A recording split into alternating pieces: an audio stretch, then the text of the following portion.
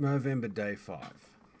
What I'm going to present on tonight is a recovery healthy dating plan, and I'm going to draw from the material of Sex and Love Addicts Anonymous that they make available freely on the web, on how to go through and prepare and get ready and then date in a healthy way. This link for this document I'll make sure is available in the information on my YouTube channel. So, love one another, but make not a bond of love. Let it rather be a moving sea between the shores of your souls, which is a Carl Gilbrand poem. I never say his name right. That's okay. I'm perfectly imperfect. One of the things that's really difficult about sex and love addiction is it really is just a relational way of avoiding reality, but through fantasy. That is based on our original attachment injuries when we were young. And so why I believe that poem is right, that line is right there at the beginning, is that we really do need to have successful relationships with one another by having some space between us so I can be, in relation, have some differentiation. And one of the things people, the most asked question in SLAA is, well, when can I have a relationship? And we really rush towards it unprepared and too early. What I love about this document is that it gives you background reading that it suggests that you can have a look at, and it even gives you, it's sort of like a step zero, questions to ask, even just to establish, look, am I ready for this? And is this the right time for me to do it?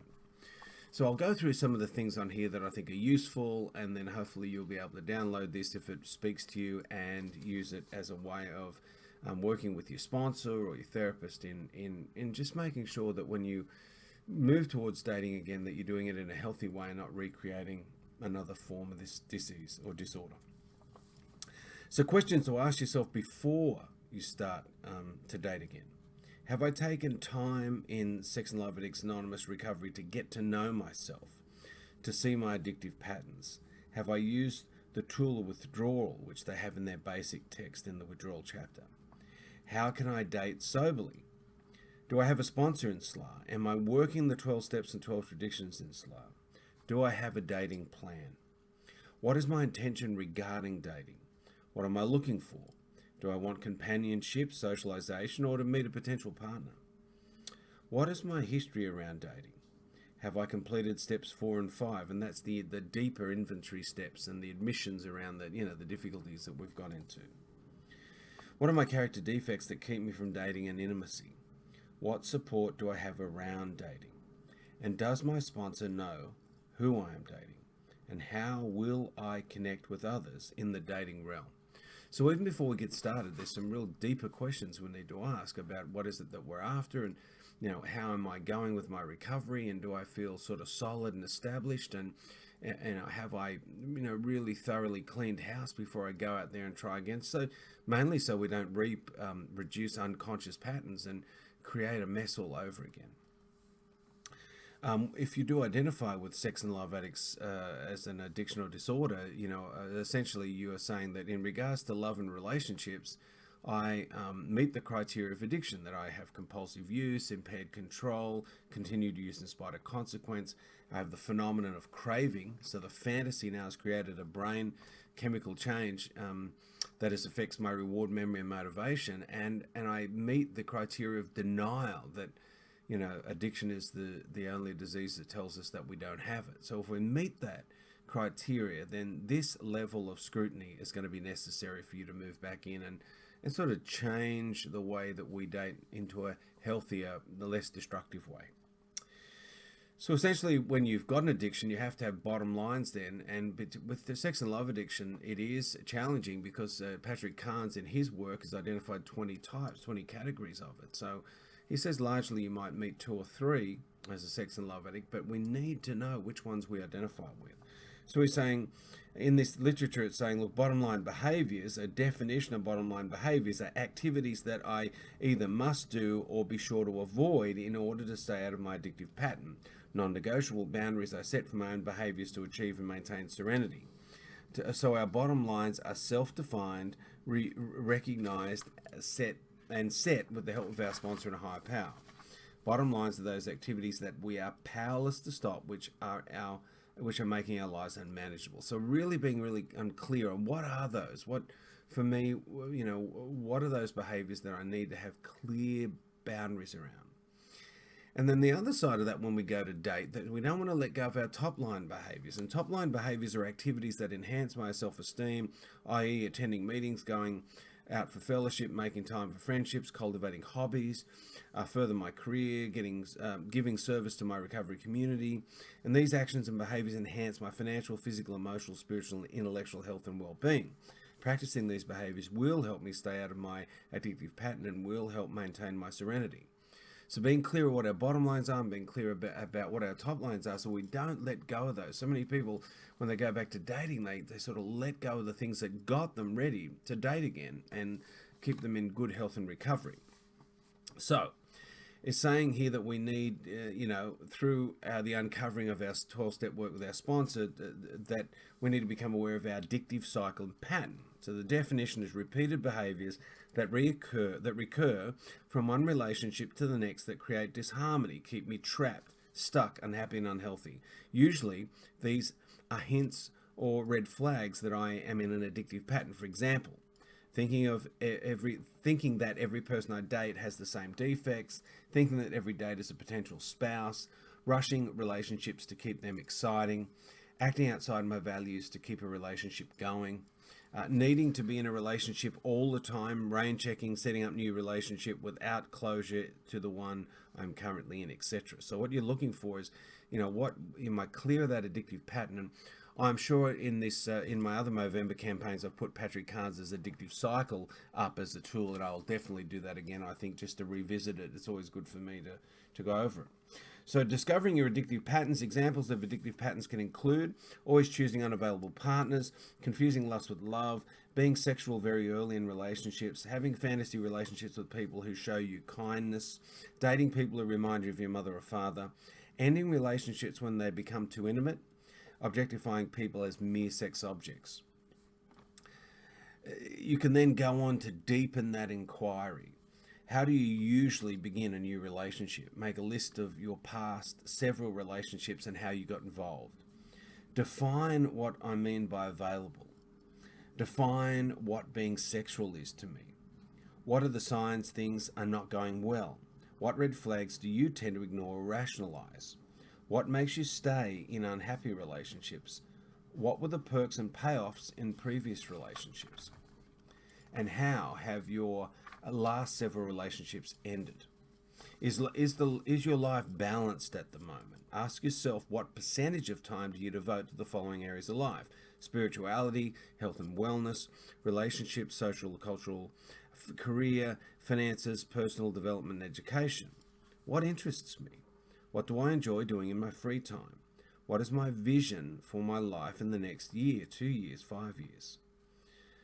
So these things are helping us get a sort of deeper relationship with ourselves. And when you look at addiction, if in P.M. Mallody's model is just a way of avoiding reality, or John Breer, the psychiatrist, talks about it, there being distress reductive behaviors, then underneath, what is the source of this stress, and what are the patterns that might cause us, and how can we get to know those better?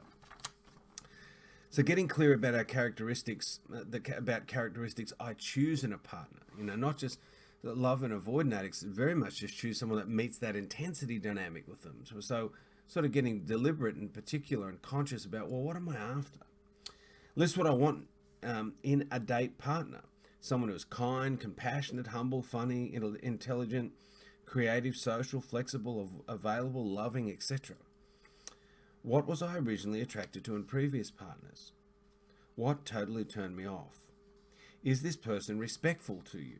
Is this person in recovery programs for problems that make their lives unmanageable? Do you want to have family and children? Does this person want to have family and children? Is this person good with children if you have children?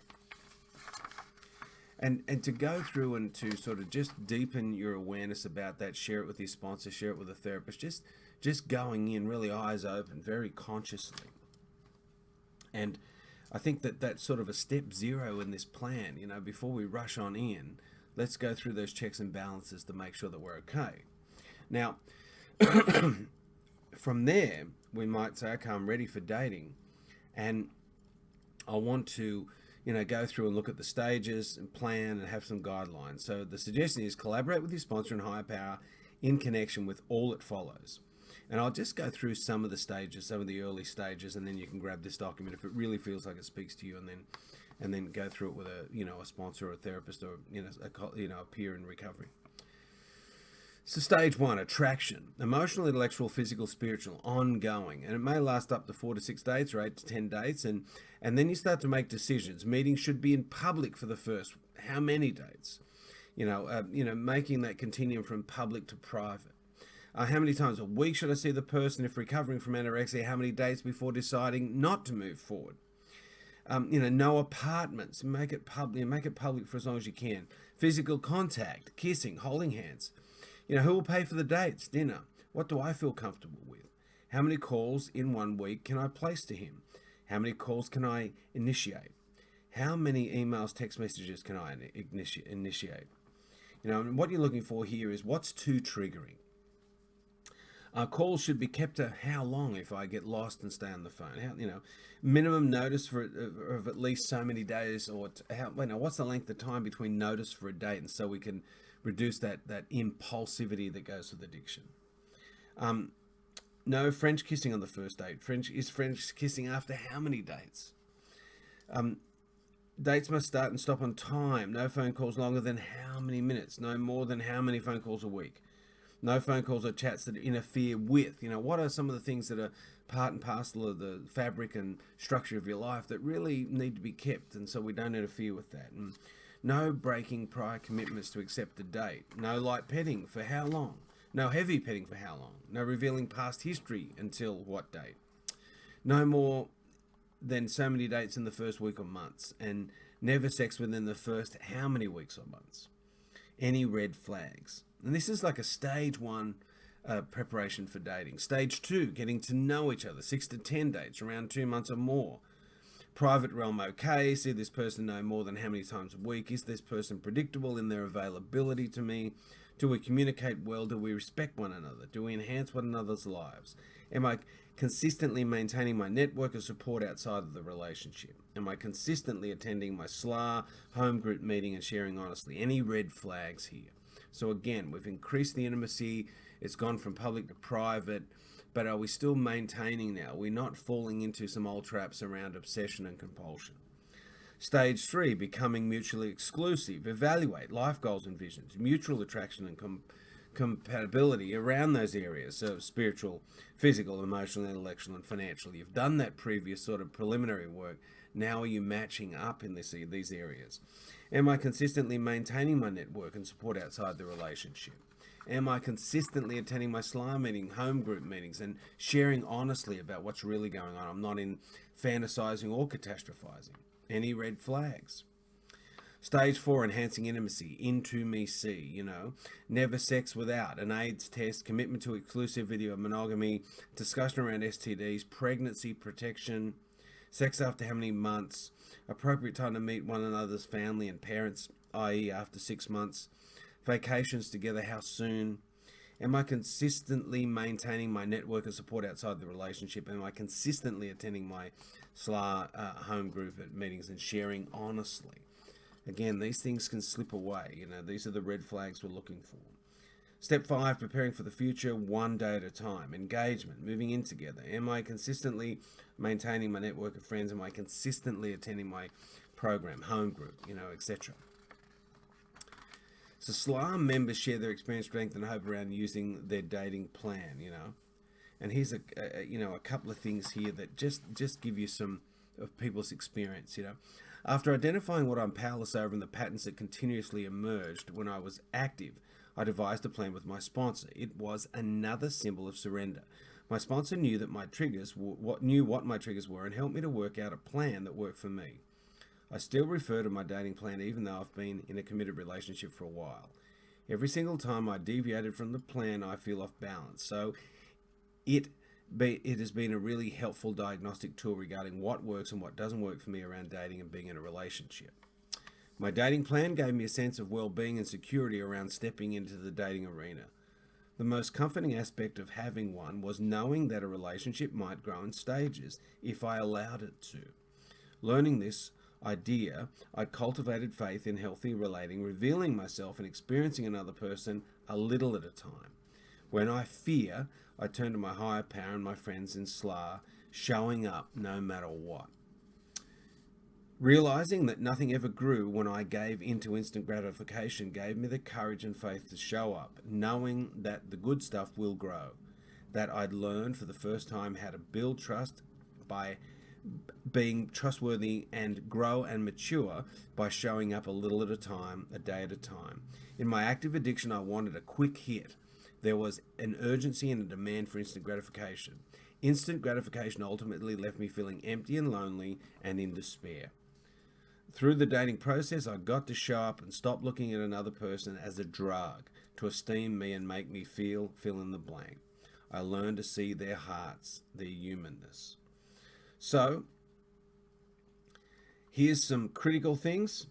Knowing what a deal breaker is for me in another's behavior, knowing what do I do if there's a deal breaker, a red flag, calling my sponsor, 13 days before making a yes decision to getting into a relationship, if in anorexia, at least 2 dates before the no decision, no physical contact unless in a relationship that we have both agreed to, no physical contact unless in a relationship that we both have agreed to. Bookending dates with phone calls and texts to fellow addicts. Time limits on dates that are clearly established and communicated. Plans for a date, see a show, a movie, a meal, etc. And remembering a date does not equal a relationship.